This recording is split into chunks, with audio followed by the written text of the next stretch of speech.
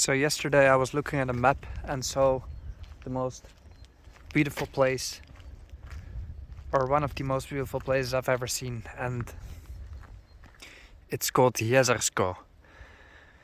And it takes kind of long by bus to get there. I couldn't find any good information, so I didn't really plan anything. But this morning I walked to the bus station and I saw a bus to Jezersko. I hopped on and left after 1 minute. So if I was 1 minute late, I would have missed it and I would have never come here. And that actually went really fast. 2 hours later, I'm here at this breathtaking place. And I have the whole day ahead of me, which is kind of cool. Just have to figure out how to get back. Because I'm now at the Caravan Mountains. And this is kind of remote. Like, if not some of the most remote places of Slovenia. And that doesn't mean there's nothing here, but connections are very few and limited. It's not a rough place by any means, but yeah, I guess can always hitchhike or something, but we'll check for a bus. At least there's no information here, so need to figure something out. But this is cool, right? Wow. And what a place for coffee I found right here. Sun is starting to break through. I have the whole afternoon to explore until about 2:30. So the whole morning to explore, let's say, and then getting back to Ljubljana. It's still quite a ride. Unfortunately, the latest one is at 9 in the evening almost. So it's a bit too late to get back to Ljubljana. I suppose I won't be able to do a lot here until 9 o'clock. Or perhaps if I just have dinner. We'll see. Guess there's plenty to do for the whole morning. How do you call these things again? These wiggling chairs or wiggling bench. In Bulgarian this is a lulka. Lulkata. It's a swinging bench. The view is real nice. There's no snow whatsoever. So the end of winter is here. Let's check out the area. I'm noticing that because of traveling in Bulgaria, where things are often a bit more unpredictable in terms of transport, access to cash and such things, at least when you travel into such remote regions, access to food, whatever, like you don't just find a restaurant in every area, you don't just find a bus connection, and you will not find out when it leaves, if at all. And if you find out, you're still not sure that it will actually come and you're not left behind, like I've had it all the time basically. And here that's not the case, and I noticed that it's not anxious, but trying to safeguard my trip in taking one bus earlier back, making sure I have twice the amount of cash, making sure I have enough food, water. But I'm slowly finding out that here that's not necessary, because the bus will come and you can pay by card and you will find the restaurant and whatever else you need. So it's a different acclimatization, I guess.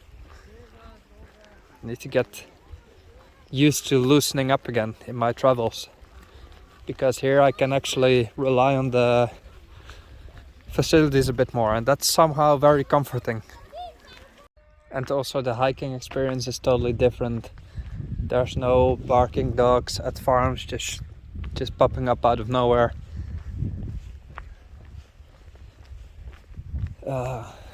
It's more peaceful, honestly. And oh, there it is.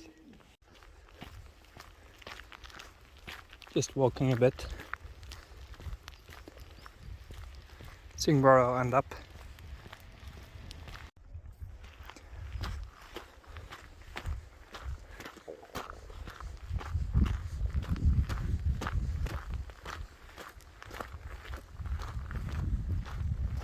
Not bad at all. Makes me think a lot of the Rila Mountains. In fact, it's not that different at all.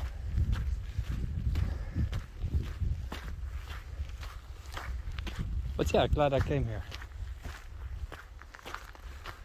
I guess the difference in the actual mountains is not that big. Even this with the little barracks in the wood and a bit of messy surroundings. This is just 100% Bulgaria, where woods laying about, a bit of muddy roads, no difference.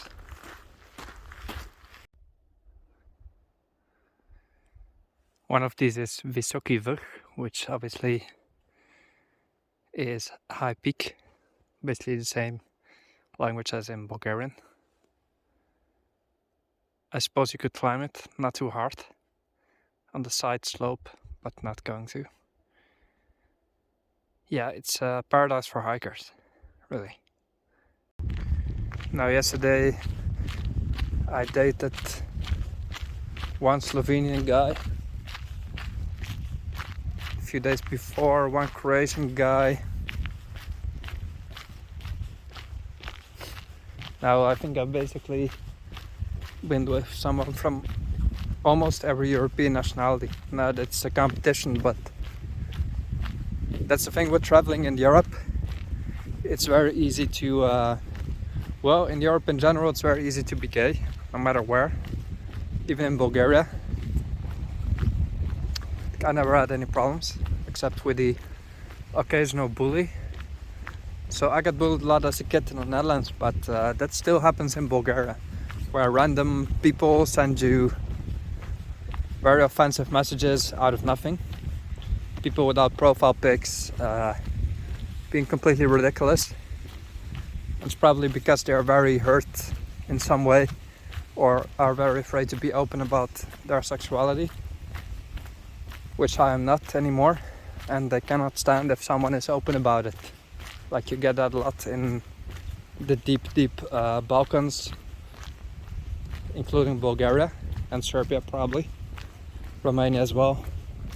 In Slovenia it's not the case. People are very open. Don't really see discreet profiles that much, and it's a different impression. Croatia is half-half. It's tends more on the side of Bulgaria and discreetness of guys, let's say. Do I like Bulgarian guys? For real dating, honestly, no. Yeah, no, not really. For just some flings, hookups, I'm fine. And I've only had good experiences, except I'm not really into dating them. They're discreet, they're not open to themselves, not open to their families. And I'm just not into hiding my identity anymore. Just don't want to.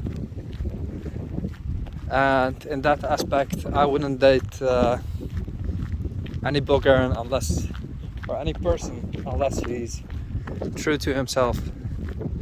And again, I'm not really looking for serious dating in general, although if it comes, I would totally welcome it. Alright, so I made it to the place I never thought I'd come by public transport. Here it is, Jezersko, and the actual lake. Still a bit icy but melting. And look at the backdrop.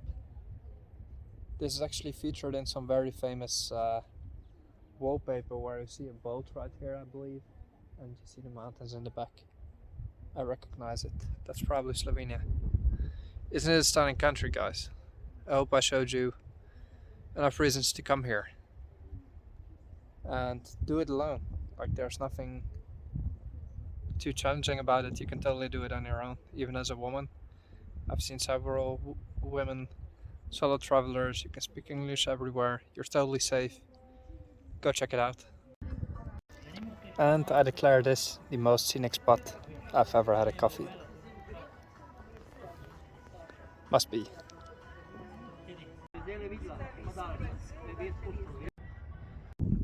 Right, so this proved to be the absolutely perfect day trip. Now walking back into Jezersko. Just wanted to highlight how exceptionally clean and tidy it is. It's picture perfect. There's not a single even a little pebble in the streets. I wonder how they do it, the Slovenians. It might even look tidier than Switzerland in some points. Yeah, obviously it's not the richest country in the world, but for what they have, they do it pretty good. See, it is just all the wood stacked up neatly, nothing laying around. It's easy on the mind, let's say, this country. I'm very, very impressed by, I think, just the standard the country holds itself to. There's a bus, later it will turn around. Perhaps I can do some more walking here. The last little climb here.